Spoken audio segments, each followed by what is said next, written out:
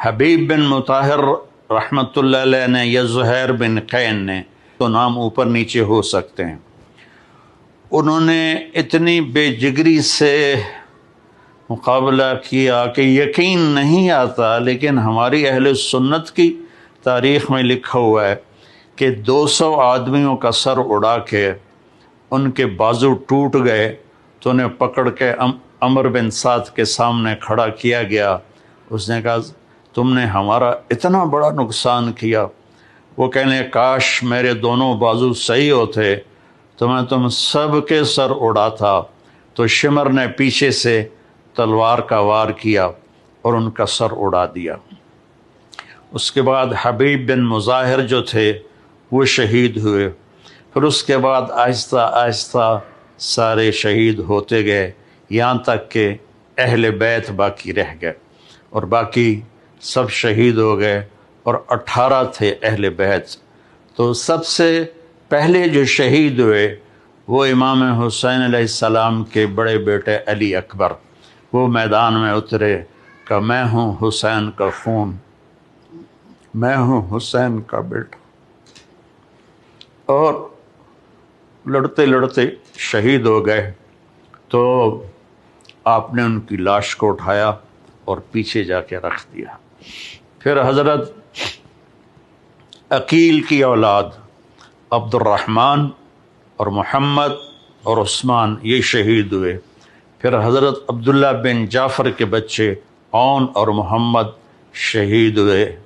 پھر بھائی شہید ہوئے، پھر عباس شہید ہوئے، پھر سب سے آخر میں حسن بن علی، حضرت حسن کے بیٹے، وہ چھوٹے ہی تھے، بڑے نہیں تھے، وہ ڈنڈا لے کے باہر نکل آئے اور چڑھ دوڑے ان پر۔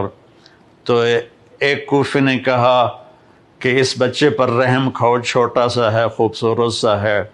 دوسرے کوفی نے کہا سر اڑا کے رہوں گا، اور تلوار کا وار کیا جس سے پورا بازو کٹ گیا۔ تو وہ گرے اور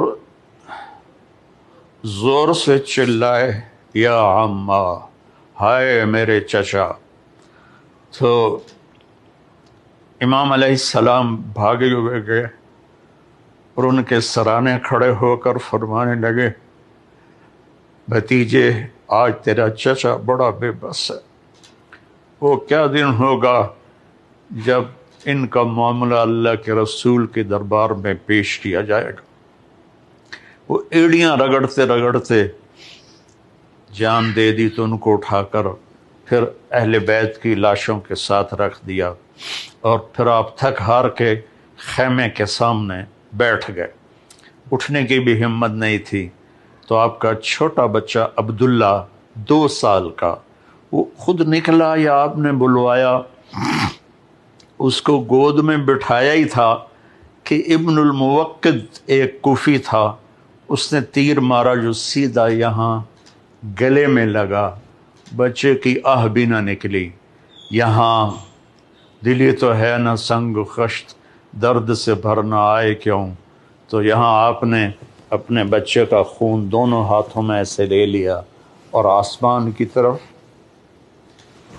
یوں اچھال دیا کہ مالک تو راضی ہے تو میں بھی راضی ہوں، ان سے بدلہ تو ہی لینا۔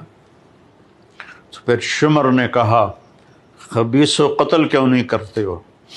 تو لوگ بڑے تو پھر آپ کھڑے ہو گئے، اور پھر آپ نے دائیں بائیں جو تلوار چلائی، جو اس کی زد میں آیا وہ کٹتا گیا، اور آپ زخمی ہوتے گئے یہاں تک کہ لڑکھڑانے لگے۔